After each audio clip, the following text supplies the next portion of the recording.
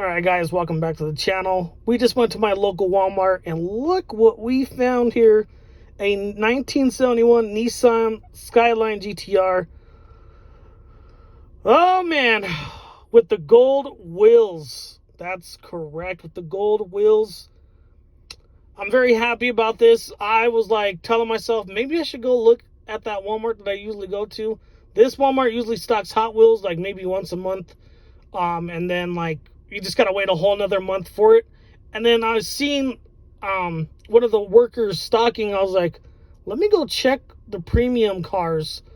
And sure enough, there's a regular one, and then there's also the gold. I'm very, very happy with this find. Let me know what you guys think about this. Is it a chase car? I do believe it is. But let me know in the comments down below if you guys have this particular car yourselves. Until then, guys, I'll see you in the next video. Peace. Have a great night. And happy St. Patrick's Day to all of you.